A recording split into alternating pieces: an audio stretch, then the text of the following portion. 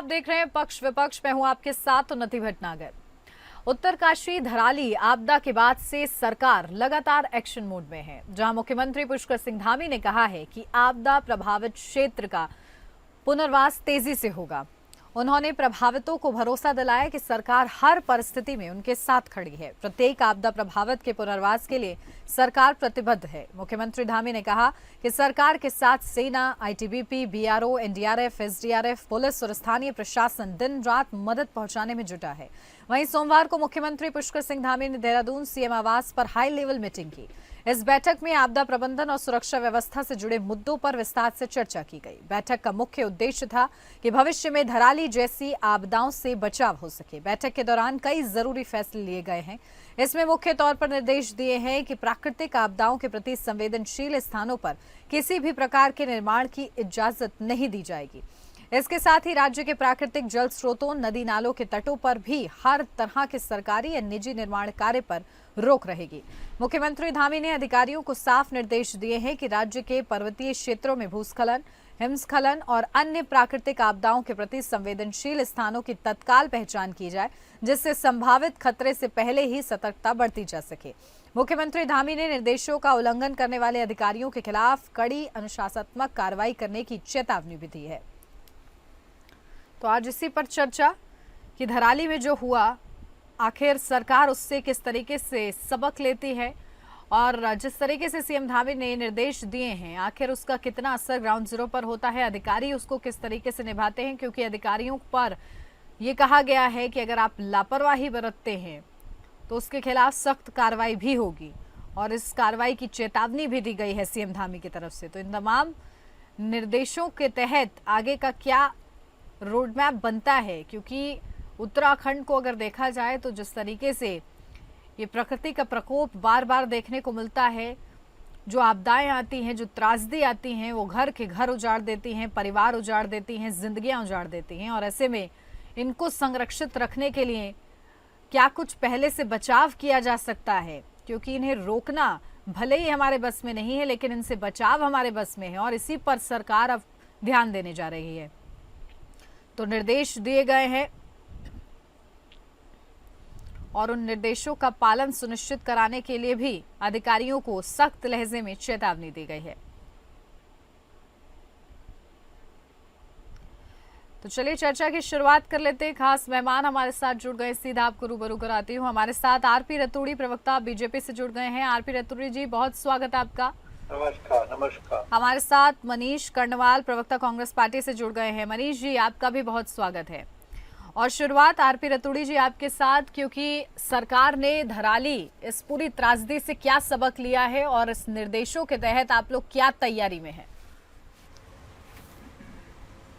देखिए, निश्चित तौर पर ये प्राकृतिक आपदा ये उत्तराखंड ही नहीं बल्कि जितने भी हिमालय राज्य हैं, आप बगल में हिमाचल देखें या और राज्य हैं, सभी में ये प्राकृतिक आपदाएं इन बरसात काल में निश्चित तौर पर आ रही है। और हमारी सरकार तो आपने देखा होगा कि सरकार के मुखिया ने जैसे ही धराली आपदा का प्रकोप देखने को मिला तो हमारे मुखिया ने उत्तरकाशी तुरंत वहीं डेरा जमा करके और जितना भी रेस्क्यू ऑपरेशन में काम तेजी से बढ़ाया जा सकता था उसमें पूरी तरह से, चाहे वो एनडीआरएफ हो, एसडीआरएफ हो, पुलिस हो, हमारी सेना है, वायुसेना है, इन आईटीबीपी है, तमाम संस्थाओं की मदद लेकर के हम वहां पर किस तरह से तेजी से पुनर्वासित कर सकते हैं। अभी तो सरकार की प्राथमिकता है कि हम जितने भी हमारे धराली के लोग हैं इनको सुरक्षित स्थानों पर हम इनको रखने का काम करें और जितने भी कोशिश है कि जो मकान दबे हैं उनमें कोई ऐसा जीवित मिले उसको ढूंढने का काम हमारे डॉग स्क्वाड हो या अन्य जितने भी व्यवस्थाएं हो सकती है, सरकार पूरी तरह तैयार है। आपने देखा होगा किस तरह से जेसीबी को चिनूक हेलीकॉप्टर से वहां पर पहुंचाया गया, जनरेटर को किस तरह से वहां पर पहुंचाया गया। तो जबकि सड़कें सारी तबाह हो चुकी थी, इसके बावजूद भी सरकार ने पूरी व्यवस्था और वहाँ जितने भी लोग हैं उनके खाने की, रहने की पूरी तरह से सरकार व्यवस्था कर रही है। निश्चित तौर पर ये दुखदाई है और सरकार अब कोशिश कर रही कि हम डॉपलर रडार जो है वो ऐसे स्थान जो हमको संवेदनशील लगते हैं कि ये ज्यादा वो दुखदाई क्षेत्र है, यहाँ पर बादल ज्यादा फट सकते हैं। बादल फटने का कोई निश्चित मापदंड नहीं है, न पहले से कोई उसकी बात कर सकता है, लेकिन डॉपलर रडार सुरक्षित होने के लिए, अलर्टनेस के लिए अलार्मिंग कर सकता है। इसकी तरफ सरकार का ध्यान है कि अब हम कोशिश करें कि किस तरह से हम अपने लोगों की जान माल की सुरक्षा कर सकें। इसके लिए धामी सरकार पूरी तरह संकल्पित है। ठीक है मनीष जी, आप लोग किस तरीके से विपक्ष के नाते चेताएंगे सरकार को कि इस पूरी त्रासदी से क्या सबक लेने की जरूरत है? और क्योंकि सरकार ने यानी कि सीएम धामी ने जिस तरीके से निर्देश दिए हैं, इन निर्देशों से आपको लगता है कि बचाव ठीक तरीके से हो पाएगा और आने वाले समय में अगर ऐसी त्रासदी भगवान ना करे अगर आती है तो उसमें अच्छे से बचाव हो सकता है? देखिए, निश्चित रूप से जिस तरह से एनडीआरएफ और एसडीआरएफ काम कर रही है वो तो कार्य जो है सराहनीय है। और ये फोर्सेस बनाई इसीलिए गई है कि इस तरह के डिजास्टर में वो लोग आगे आकर जान माल के नुकसान को ज्यादा से ज्यादा बचाएं। परंतु धामी सरकार, जिसका बार बार अतुल जी भी जिक्र कर रहे थे, धामी सरकार कितनी संवेदनशील है दिखाई देता है कि वहाँ पे जो इनका विभाग, वहाँ पे जो विभाग पहुंचे 5-5 हजार रुपए के चेक बांट रहे थे वहाँ पे लोगों को। तो धामी सरकार कितना इस चीज को लेकर चिंतित है वो तो इनके चेक वितरण से ही समझ में आता है कि वो लोगों की जान माल की कीमत क्या समझ रहे हैं।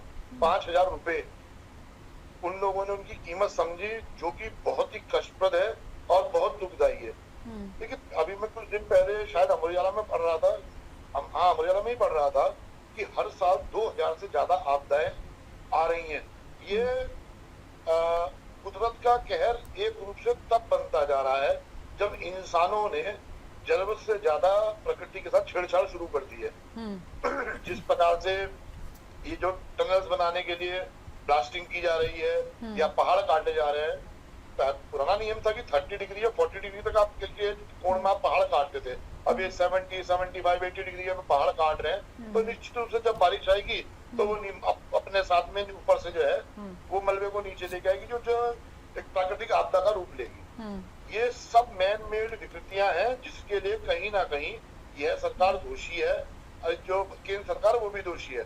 इन लोगों को देखना चाहिए कि पहाड़ों में विकास तो हो, पर वो विकास इस प्रकार से हो कि उससे, क्योंकि इंसान तो इन पहाड़ों पर आज से तो रहते आ नहीं रहे, हजारों साल से यहाँ पे पहाड़ पे रहते आ रहे हैं लोग। पर ये जो आ रही है आपदाएं पिछले 9-10 साल में इतनी कैसे बढ़ गई कि 2,000 से ज्यादा घटनाएं प्रति वर्ष पिछले 9 साल से लगातार हो रही है। इसमें निश्चित रूप से इंसानों की गलती है। इंसानी गलतियों से सबक लेकर हम लोगों को कहीं ना कहीं, एज अ विपक्ष भी मैं कह रहा हूँ, हम लोगों को कहीं ना कहीं सोचना चाहिए कि हम किस प्रकार से पहाड़ों का दोहन कर रहे हैं, जिसकी वजह से इतनी बड़ी बड़ी घटनाएं हो रही हैं और लगातार होती चली जा रही हैं।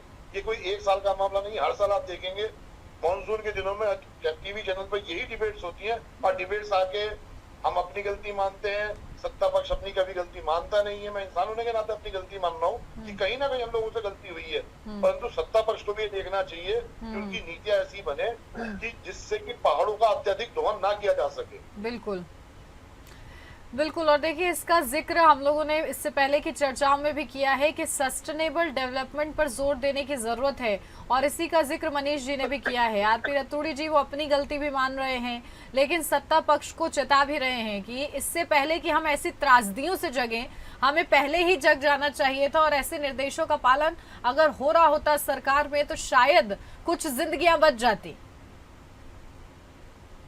अब देखिए, कुछ राजनीतिक दल को राजनीतिक बयान तो देने पड़ते हैं, लेकिन मैं आपको कहना चाहता हूं कि जो केदारनाथ आपदा आई थी उसके ऊपर जो ये त्रासदी आई थी, क्या वहाँ कोई मानवीय झील बनाई गई थी? क्या वहाँ पर कोई डैम बना था? या खीर गंगा के ऊपर जो ये आया है, इसके ऊपर न तो कोई बांध है न ही कोई ऐसी टनल है। सवाल ये है कि आप बयान क्या दे रहे हैं। अरे 10 साल आपकी व्यवस्था भी रही है, 10 साल में ये हिमाचल में आपकी सरकार है, तो वहाँ क्या मानवीय भूल हो रही है? क्या आपके द्वारा भूल की गई है? ये इतने हल्के बयानबाजी नहीं करनी चाहिए हमको। तो सवाल ये आज नहीं आ रही आपदा, आज मीडिया थोड़ा और तेज हो गया, सोशल मीडिया और तेज हो गया कि लोगों तक। हम तो छोटे छोटे थे, मैं पहाड़ का रहने वाला हूँ, मैंने देखा है जब मैं 7 साल का था तो हमारे यहाँ बादल फटा था, हमारे गांव के बगल में 2 गांव तबाह हो गए थे। ये आज की आपदा नहीं है। आपको मालूम होगा सतपुली बाजार कभी हुआ करता था, वो तबाह हो गया था। चमोली की आपने देखा होगा कि पूरा बाजार डूब गया था, तबाह हो चुका था। लेकिन आज सोशल मीडिया और मीडिया बहुत अच्छा तरीके से अपनी जगह अपनी जिम्मेदारी निभाता है और दिखाता है, इसलिए ज्यादा दिख रहा है। मानवीय भूल तब होती, मैं कहता कि खीर गंगा के ऊपर कोई डैम टूट गया, केदारनाथ के ऊपर कोई बांध टूट गया। अरे भाई ये आपदा है, आपदाओं का रिश्ता उत्तराखंड से आज का नहीं है। बिल्कुल, लेकिन मनीष जी की आपने एक बात पे गौर नहीं किया, आरपी रतूड़ी जी, मनीष जी की आपने एक बात पर गौर नहीं किया जिसमें उन्होंने ये जिक्र किया कि आप लोग विकास अगर कर रहे हैं तो विकास ऐसा विकास नहीं होना चाहिए कि विकास से विनाश हो जाए, यानी कि उसका भी एक दायरा होना चाहिए। क्योंकि हम लोग देख रहे हैं पहाड़ की स्थिति, आप भी भली भांति जानते हैं, मैं भी जानती हूँ। ऐसे में उस स्थिति को भांपते हुए उसी दायरे में रहते हुए विकास करना होगा। मैं क्या कह रहा हूँ, आपने खीर गंगा के ऊपर कोई क्या बांध देखा कोई, या केदारनाथ के ऊपर बांध बनता हुआ देखा? अरे भाई इनके बयानों को आप इतना वो कह रही हैं। मैं कह रहा हूँ वहाँ अगर बांध बना होता या कोई और चीज होती, मैं कहता ये मानवीय भूल थी, ये विकास की इस तरह से व्यवस्था। अरे वहाँ बादल फटा, वहाँ तो कोई ऐसा बांध बना ही नहीं है जहाँ पर कि कोई ऐसी दुर्घटना की आशंका होती। ये बादल फटा है, ये कहाँ फट रहा है, कहाँ पानी एकजुट होकर के गिर रहा है। अब ये आप भी उनकी बातों को तवज्जो दें। मैं आपको सीधा कह रहा हूँ, नहीं, मैं उनकी बातों को तवज्जो से ज्यादा उनके जो गंभीर पॉइंट्स हैं मैं उनको रेज करना चाहती हूँ, क्योंकि हम आप सब यही चाहते हैं कि उत्तराखंड में जो ये त्रासदियां आती हैं उससे मानव जिंदगियां जो है कम से कम बचा ली जाएं, और इसी की कोशिश में है शायद सरकार भी। और हमारे पास कोई ऐसा साधन नहीं है कि हम लोगों को सचेत करने का, क्योंकि ये रडार हमको बताएगा कि भाई यहाँ बादल ज्यादा इकट्ठे हो गए। जो सबसे ज्यादा अभी भी तो आप लोगों ने निर्देश दिए ना आरपी रतूड़ी जी, अभी भी तो आप लोगों ने निर्देश दिए ना कि जो बहुत ज्यादा सेंसिटिव एरियाज हैं, जहाँ पर अगर ऐसी आपदा आती है तो वो सबसे ज्यादा प्रभावित होंगे, तो उन्हें पहले से अलर्ट किया जाए। ये निर्देश अभी भी तो आप लोगों ने दिए ही हैं, तो यही काम पहले होना था बस। लेकिन अच्छा है कि देर आए दुरुस्त आए। आपके पास आ रही हूँ मनीष जी, मेरी आवाज मिल रही है मनीष जी आपको? बिल्कुल आ रही है जी। मैं रतूड़ी जी से हाथ जोड़कर माफी मांगते हुए बात पूछना चाहता हूँ। जो हमारे बुजुर्ग थे वो गाड़ गदेरों से कम 250 से 500 मीटर दूर अपना गांव बस्ती बसाते थे। क्या कारण था कि वो लोग 250 से 500 फुट दूर जो है अपना मकान बनाते थे? क्यों बनाते थे? क्योंकि पानी अपने रास्ते पे चलेगा। जब हम गाड़ गदेरों में ही अपना टेंट लगा लेंगे, टेंट वाली कॉलोनियां बना लेंगे, वहां पे उसमें देखेंगे कि आज गंगा में पानी कम है तो हम उसके जो सूखा एरिया वहां पे अपने मकान बसा लेंगे। तो जिस दिन वो अपने पूरे वेग में आएगा तो साथ के साथ वो जो भी इंसानों ने बसाया वो अपनी सब चीजों को लेकर चला जाएगा। हम लोग इस तरफ ध्यान नहीं दे रहे हैं। गाड़ गदेरों को हम लोगों को मुक्त छोड़ना पड़ेगा। ये इंसानी गलतियां हैं जिसकी वजह से आपदाएं आ रही हैं। बादल हजारों सालों से फटते आ रहे हैं, मैंने कभी मना नहीं किया कि बादल नहीं फट रहे हैं, पर इंसानों ने व्यवस्था ऐसी बनाई थी, उनको डॉपलर पॉपुलर की जरूरत नहीं थी। वो लोग अपने आप नदी नालों से इतना दूर बैठते थे कि जिससे कि अगर कल को पानी अपने स्थान पे आए या ज्यादा स्थान पे भी आए तो कम से कम इंसान ना मरे, कोई कैजुअलिटी ना हो, आर्थिक नुकसान ना हो। परंतु हम लोगों ने जमीन जायदाद के लालच में गाड़ गदेरों के बगल में अपने घर बना लिए हैं, बिल्डिंगें बना ली हैं, होटल बना लिए हैं, जिसकी तरफ सरकार को ध्यान देना चाहिए था। सरकार ध्यान नहीं दे रही है। दूसरी तरफ 5,000 रुपए का चेक लेके पहुंच जा रही है। तो इस चीज को रतूड़ी जी आप किसी भी तरह से डिपेंड नहीं कर सकते। केदारनाथ में जब आपदा आई थी तो आप कांग्रेस पार्टी में थे, कांग्रेस पार्टी में रहते हुए आप इंसानों द्वारा की गई गलतियों को बता रहे थे, परंतु आज क्योंकि सत्ता का सुख भोगने के लिए आपको कहीं ना कहीं झूठ का सहारा लेना है, गलत बातें बोलनी है, इसलिए आप मान्यवर लगातार गलत बातें बोल रहे हैं। ठीक तो है। आप मानते हैं कि केदारनाथ में आपके द्वारा भूल थी? रतूड़ी जी आप उस टाइम कांग्रेस पार्टी में आप मानते थे? अरे भाई मेरा आज का प्रश्न है आपसे, आप तो विजय भोगला जी के बहुत मानिए नजदीक थे, कि आप वो क्या आपके मानते द्वारा थे? भूल थे? विजय अरे भोगला भाई जी आप तो आपके बहुत द्वारा नजदीक भूल थे, थी। आप क्या मानते थे आप ये बताइए। आप उस टाइम अरे मैं कह रहा हूँ आप किसके नजदीक थे, क्या थे? आप ये बताओ, क्या मानवीय भूल थी? आप ये बताओ ना आप क्या मानते थे? मानवीय भूल थी? आप क्या मानते थे आप ये बताइए मानवीय ना। भूल थी? साइंटिस्टों ने अभी भी बताया है, साइंटिस्टों ने अभी भी बताया कि जो जिस प्रकार से हमारे ग्लेशियर कमजोर हो रहे हैं, इस खीर गंगा वाले में बताया जिस प्रकार से हमारे ग्लेशियर कमजोर हो रहे हैं। इस वक्त भादों का महीना चल रहा है, बारिश अब हो रही है, सावन का महीना बीत चुका, सावन के महीने में ना के बराबर बारिश हुई है। आप इस चीज को स्वीकारिए कि इंसान गलती ठीक कर है। रहे देखिए हैं। देखिए इंसानी यहाँ पर गलतियों की चर्चा इस वजह से बात पर लगातार नहीं होनी चाहिए कि किसकी गलती थी किसकी गलती नहीं थी। हम इन त्रासदियों से क्या सीख रहे हैं इस पर चर्चा होनी चाहिए। आरपी रतूड़ी जी और मनीष जी ठीक है, वहाँ तक जो है नदी के किनारे बसे हैं सब। ठीक है। आरपी रतूड़ी जी आप लोगों से बस इतना छोटा सा सवाल किया जा रहा है कि आप जो सीएम धामी ने निर्देश दिए हैं उसका पालन किस तरीके से सुनिश्चित करेंगे और इनके पालन से क्या कुछ होने वाला है? निश्चित तौर पर सरकार बहुत गंभीर है, संवेदनशील है। आदरणीय धामी जी जितने संवेदनशील है, गंभीर लोग 5,000 रुपए का चेक लेके पहुंच गए थे। अरे गंभीर 5,000 लोग 5,000 रुपए का चेक लेके जाते हैं। इसी को कहते हैं गंभीर लोग 5,000 रुपए का चेक लेके जाते हैं। अरे मनीष 5,000 रुपए का चेक लेके जाते हैं गंभीर तुम्हारी लोग। बारी आगे, ये डिबेट मत गंभीर करो। लोग 5,000 रुपए का चेक लेके गए थे ना। अरे तो कैलाश ठीक है मनीष जी, आपने शुरुआत अच्छी की थी, मुझे लग रहा था कि आप गंभीरता के साथ चर्चा करेंगे इस मुद्दे पर। शुरुआत अच्छी की थी आपने मनीष जी, ठीक है, मत भटकिए। में बोलने की आदत है, डिबेट में आने की आदत नहीं है। आप लगातार मेरे बीच में बोले तभी बात सोची थी आपने? आप मेरे बीच में लगातार बोले तभी बात सोची थी आपने? बता ही नहीं बोला, मैं बोलता ही नहीं। लगातार आप मेरे बीच में बोले थे, आपने बात सोची थी? रिकॉर्डिंग इसकी दोबारा सुन लेना, लगातार बोल रहे मैं थे। कह रहा हूँ ये बताओ ना जनता को कि कैलाश 5,000 रुपए का चेक लेके गए थे, यही है ना समझना।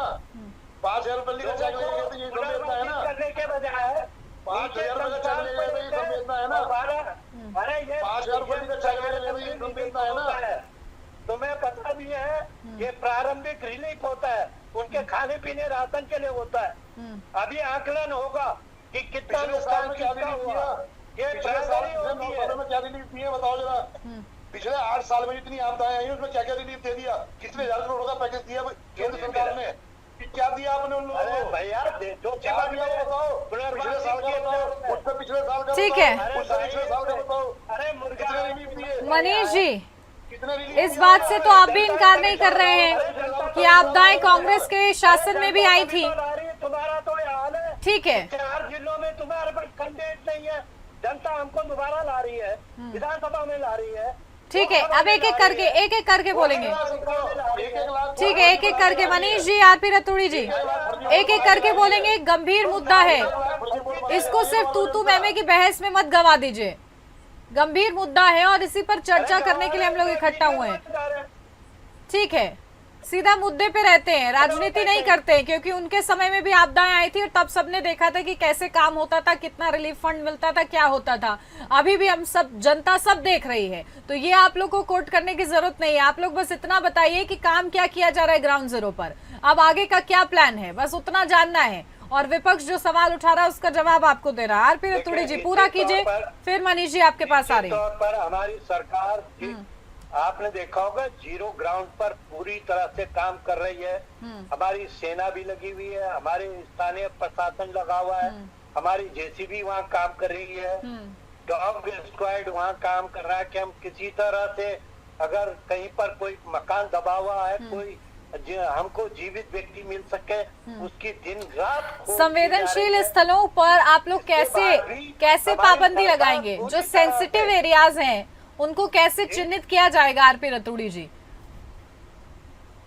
निश्चित करेंगे, जहां जहां पर ये इस तरह की आपदा आने वाली व्यवस्थाएं होगी, वैज्ञानिक और सभी मिलकर के, हमारी प्रशासन मिलकर के उनको चिन्हित करेंगे, स्थानों का पुनर्वास किया जाएगा, उनको सही जगह रखाया जाएगा।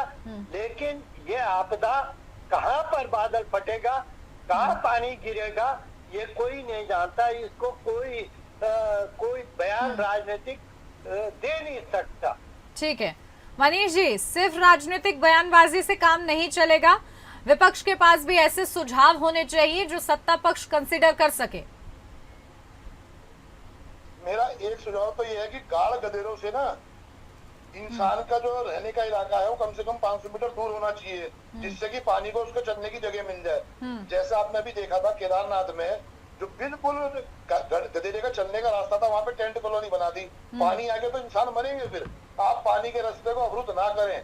अगर केवल आपने ये कर दिया तो सारे नुकसान खत्म हो जाएंगे। दूसरी चीज जो मैं पूछना चाहता हूँ रतूड़ी साहब से, ये 5,000 रुपए के चेक में बता रहे थे कि ये प्राथमिक दिया गया है। पिछले साल जो आपदाएं आई 2000, उससे पिछले साल जो आपदाएं आई 2000 से ज्यादा, उससे पिछले साल जो 2000 से ज्यादा आपदाएं आई। जब से ये भारतीय जनता पार्टी में गए रतूड़ी जी, तब से लेके अब तक बता दें कि आपदा के बाद कितने का पैकेज भारत सरकार ने दिया और क्या रिलीफ उत्तराखंड सरकार ने दिया उन लोगों को जिनके चार माले के होटल गिर गए, 4 माले के घर बह गए, उन लोगों को क्या क्या रिलीफ दिया। और रतूड़ी जी एक बात ध्यान रखिएगा, आपकी सरकार नहीं आ रही है, एक विधानसभा में केवल काउंटिंग करवाइए, 1,250 वोट फर्जी बनाकर आप लोगों की सरकारें बन रही है। आपको जनता नहीं चाह रही है, आप फर्जी वोटों की सरकार है, इसीलिए आप लोगों की जवाबदेही नहीं करते थे, इसीलिए आप लोग जवाब नहीं देते। बताइए, जब से आप भारतीय जनता पार्टी में गई हैं, आपकी सरकार ने, केंद्र की सरकार ने भी, उत्तराखंड की सरकार ने भी, जिन लोगों के ऊपर आपदा आई है उन लोगों को क्या क्या मुआवजा दिया है, उनको क्या रिलीफ दिया है। ठीक है, चलिए जो भी मापदंड में आएंगे, किस तरीके से अब आप लोग सीएम धामी के निर्देशों का पालन ग्राउंड जीरो पर सुनिश्चित करते हैं, आरपी रतूड़ी जी, ये देखना होगा। बहुत शुक्रिया आप सभी का हमारे साथ इस चर्चा में जुड़ने के लिए। और इसी के साथ इस चर्चा में बस इतना ही।